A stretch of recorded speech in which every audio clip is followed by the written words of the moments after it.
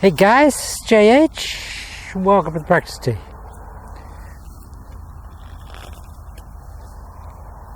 Okay, just something, and I don't even know, this may not even leave the editing room floor, because I think it's something that probably you guys, you lockers at the moment, don't really need, but it's just something that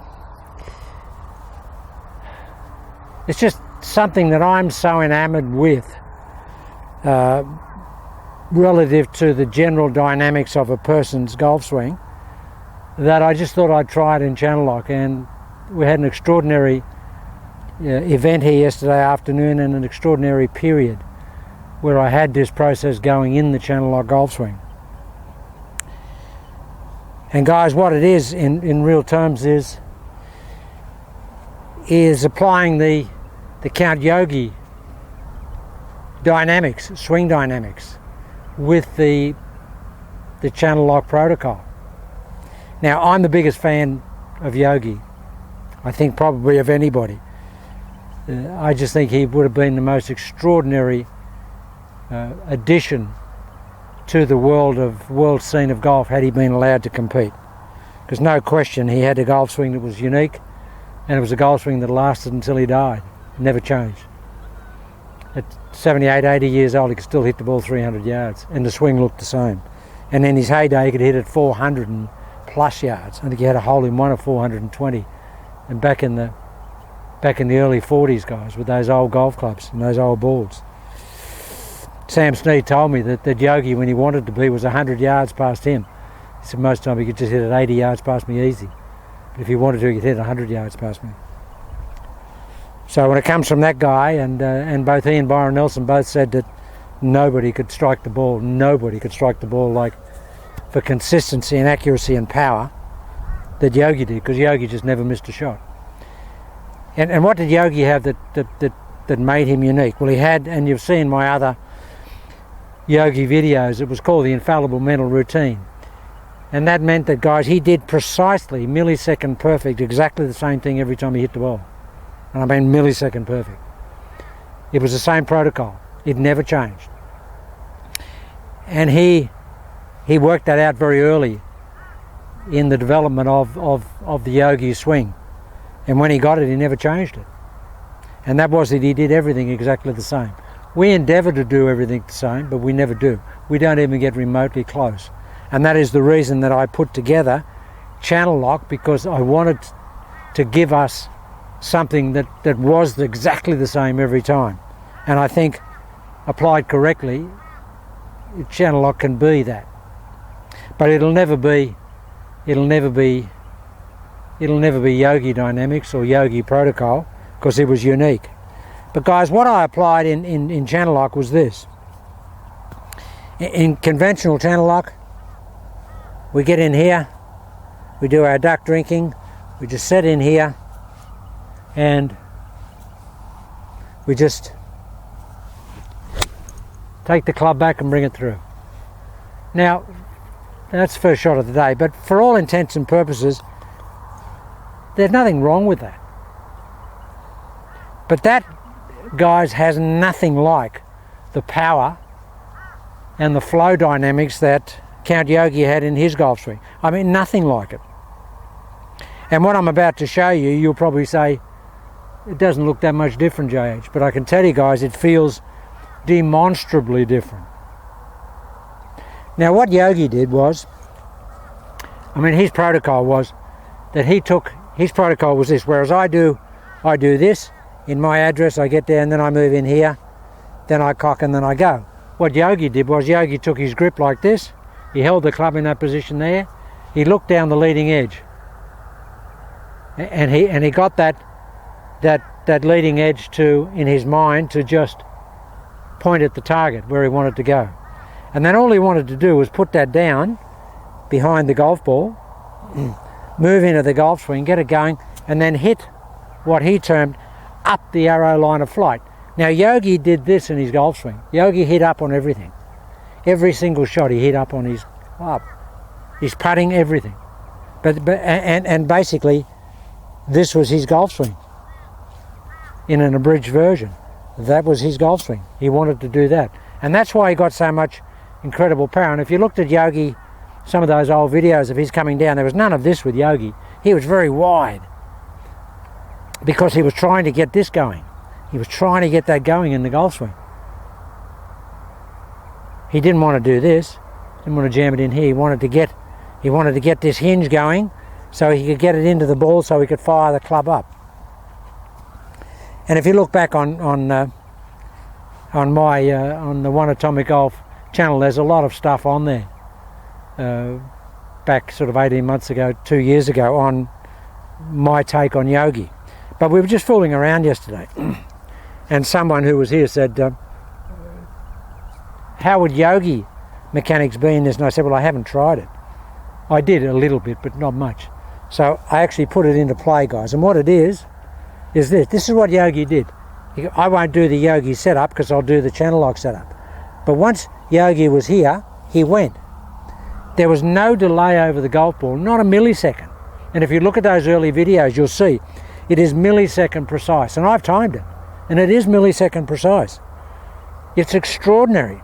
His whole timing phase from the moment he gets over the ball to when he goes is millisecond the same. There's no change in it. So what I'm going to endeavour to do is, once I'm over it, is get the swing in motion as much as I can, and I'm going to negative load it as much as I can, and then I'm going to fire it up, what he calls up the arrow line of flight. I'm just going to hit up, guys. And hitting shots yesterday with the 5-iron, I was like, I really was hitting it like 25 yards longer carry. Just ridiculous. And with the driver, 20 to 25 longer in carry. And they were going ridiculously straight. Now I'm incorporating Yogi's grip, where he has his thumb on this side of the shaft here, because what that does, guys, is it gives you an enormous amount of wrist flexibility. Now, having said all that, I'll probably hit this like a busted duck, as we say here in Australia. But I probably won't, I hope. So I'm in here. Well, there it is, guys. That's the first job with Yogi. Still in the air, still in the air, still in the air, still in the air, still in the air, still in the air. That's the difference. When you hit up, the ball goes up. Okay, as I say, it probably doesn't look that different, but I can tell you it feels different, and it certainly feels different there. I mean, that ball, okay, we've got reasonably strong headwind into us here, so the ball's going to climb. But that was like 40 feet higher than I would normally hit a 5-iron. Maybe 50 feet higher. Just extraordinary. We saw how long it was in the air. And look at that hit, guys. That is just dead center city. And out of the cow grass over here. So what's the difference? I'm starting immediately. I've got the club behind the ball. I'm really negative loading it here, which Yogi actually did this. He went, and then he hit up there. And his actual swing was this, guys. He went here, and he finished like that. Everything he had went towards the target. Now, I'm endeavouring to do that, but would do all that with closed shoulders. I mean, that was just dead straight. There's a pile of rubbish up here between that tree that I hit to, and I aimed between it, which is about 10 feet wide, and it just went in there. First shot of the day. Now, the grip gives me a lot of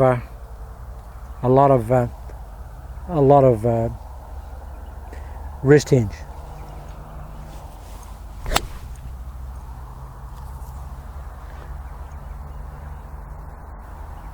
Okay, now that went in exactly the same place. Didn't time that as good because I didn't give the club enough time to set itself on the backswing.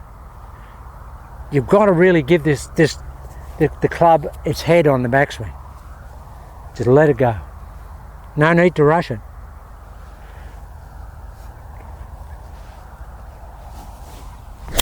There it is, guys. Wow, that's a great shot.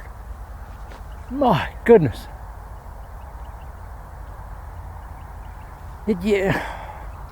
Talk about momentum. Wow. I mean, that's extraordinary momentum.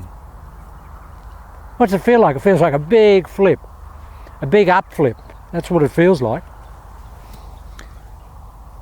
And if you can keep the 5 o'clock nose and keep shoulders closed and fire it there, nothing wrong with that. Why would there be anything wrong where you're going to hit 2 clubs longer? Well, at least a club and a half longer. Well, that's 3-iron distance with a 5-iron, guys. That's hit the tree. Now, I wouldn't get to that tree other than with a 3-iron right now into that wind, and that's just bounced to the base of the tree and hit the tree. So that is absolutely 2 clubs longer than I would normally hit. And I feel amazing freedom in my hands. I mean, extraordinary freedom in my hands. And I feel like there's a lot of movement in the body. But I must be keeping the shoulders closed, because with the back foot ball position, the ball's just going beautiful. I mean, there's no draw, there's nothing on it, it's just dead straight.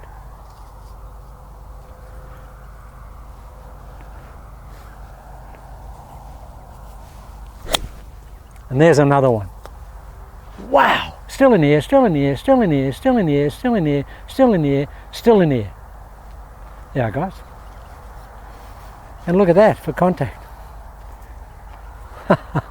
Oh, I bet you say it doesn't look that much different, JH. Well, I'll tell you what.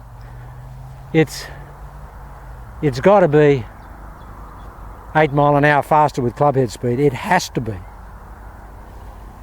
It's just got to be. I mean, the speed off that club is just off the scale.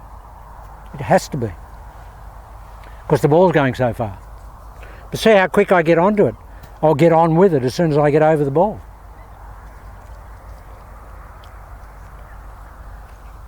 So the duck drinking here.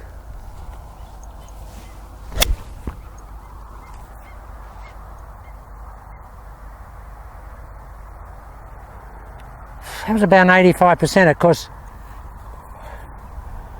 you've got to give it that time to transition. And I haven't been doing it. I don't do that, and I don't need that in channel lock. Channel lock, because the swing is short, I don't need a lot of transition duration. But with a longer swing like this, you've got to give, or for me, a longer feeling swing.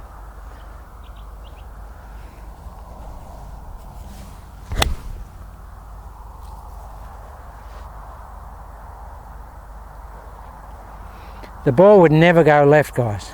Now, clearly I never saw Count Yogi hit the ball, but I know people that did. And of course, Sneed and Nelson told me that, and so did Mo Norman. They said it was just, you couldn't believe it. It was just like no other flight. So, but that is like no other flight for me. That's just so straight and powerful. Okay, now just do a good job, JH. 5 o'clock nose.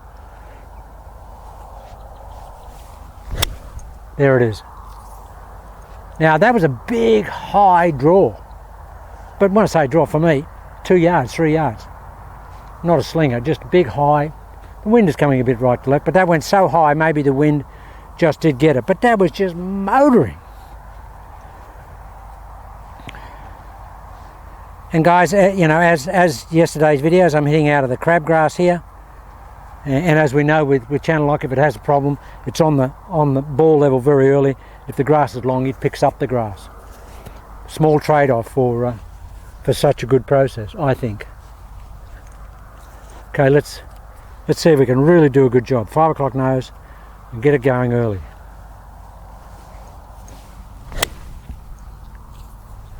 Not enough 5 o'clock nose. Still perfectly straight golf shot, but not the hit on it that the other ones had.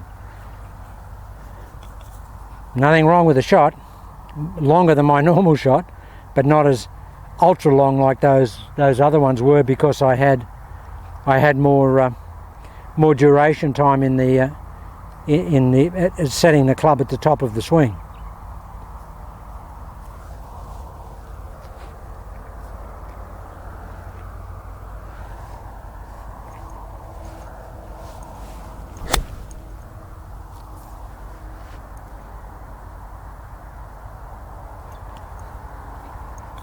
Just got to give it a little bit more time to set, that's all. I'll really work on the set. Come on, and a little bit more backload, Jays.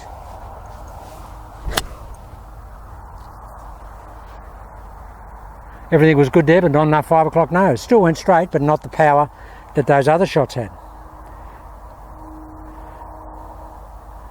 The other shots were just, they were ballistic. Come on. A lot of backload. I think you're not getting the power there because you're not backloading strong enough. There it is. Still not enough time between backswing and downswing, clearly.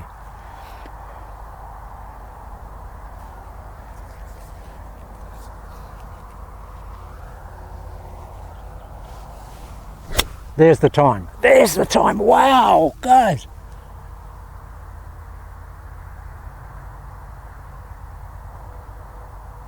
When you get it, it's like no other feeling. It's like no other impact you'll ever feel in your life. When you get what I call a paintbrush lag, it's just, yeah. That was just, the wind dropped before I hit that last shot, guys, and that just flew up right beside that 3-iron tree with a 5-iron. But that was just fantastic. Oh, the feeling is intoxicating. But for people, there's a lot of tractors, guys, while I'm looking around. And they are going to mow this grass today, so they'll probably start mowing it now that I've set the camera up. But guys, you know, I really don't think anybody should do this other than just a few shots for fun, because it's so different to Channel Lock's normal backswing. But I just like the fact of getting going immediately after I put the club down.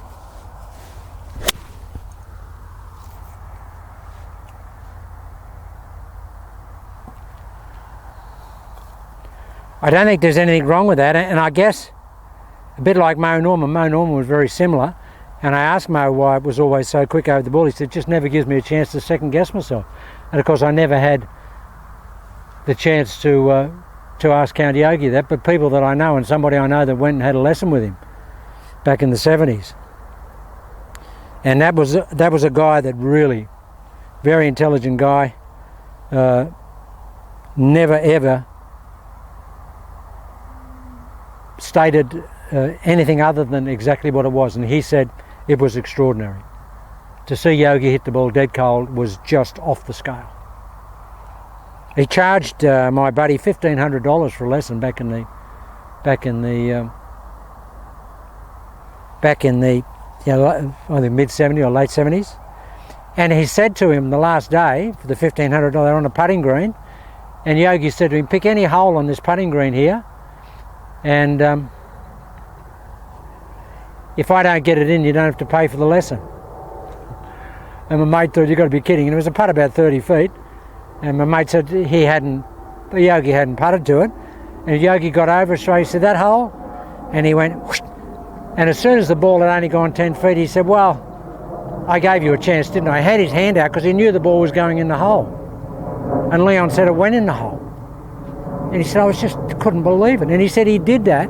He was with him for a couple of days, and he said he just did that all the time. He said it was just extraordinary. So we'll never see anybody like the Yogi, like the Count. Okay, let's see if we can do Yogi's swing justice.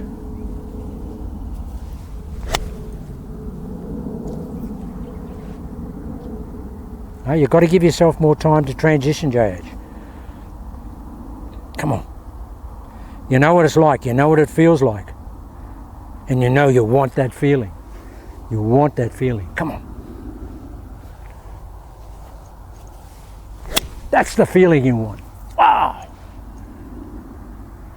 That's the feeling you want. Could I incorporate it into Channel Lock? Sure I could. Would I? Well, not if I was going to be teaching people at the moment, because it's quite radical in the feel. I understand the feel because I've done it before in doing Yogi and teaching Yogi. So, I mean, I know exactly what it feels like. But the other thing with Yogi, I mean, if you wanted to have pure Yogi, I mean, we want to be closed when we hit the ball. But Yogi was here when he finished. And he used to stand like that with his chest open. Come on, Judge. Do one perfect Yogi. There's a perfect Yogi. Wow! Come on! That's a perfect Yogi. Should you do it? I don't even know if you'll get to see this video. I'll have to have some responsible thinking.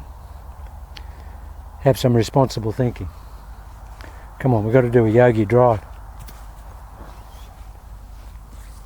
We hit a couple yesterday because Mr. Rex has just been annoying me because he's just been flying me by 40 here. And I told him if he keeps doing that, he's going to be banished to be behind the camera. So what he's decided to do, he said, okay, I won't hit it 40 yards past you anymore, JH.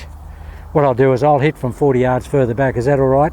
And then our balls will end up in the same place. I thought that was a fair compromise. So he's not banished. But when I was hitting yesterday with Yogi, I wasn't 40 behind him. Still 20. This is Yogi.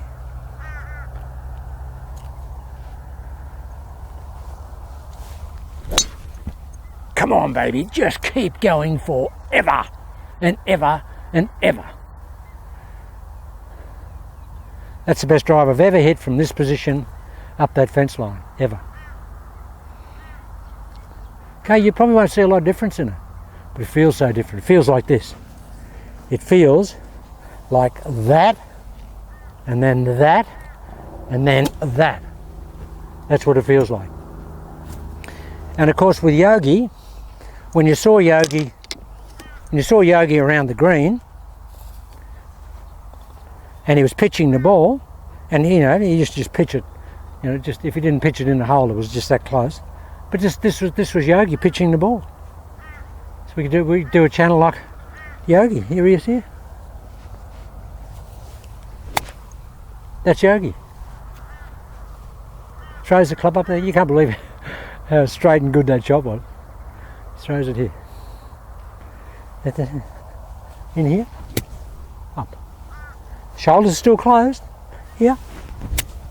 Just hit a couple of wedges, guys. Do that to get the feel of it. Don't jump into a 5-iron straight away. Just get a wedge. I just hit a full wedge. I normally carry a wedge about 125 yards, maybe 130 if I stretch it. But I don't try and hit my wedges hard. Here we go. Full wedge.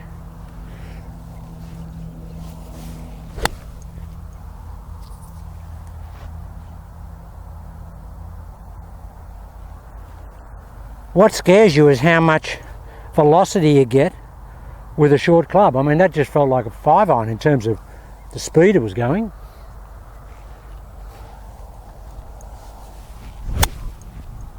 Well, there, guys, there's a wedge gone.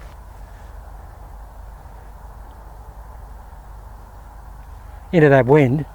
It's gone about 135 into that wind. That would be equivalent to over 140. But okay, that's a lot of speed in that for a wedge. As I say, I normally hit 125, probably to 130.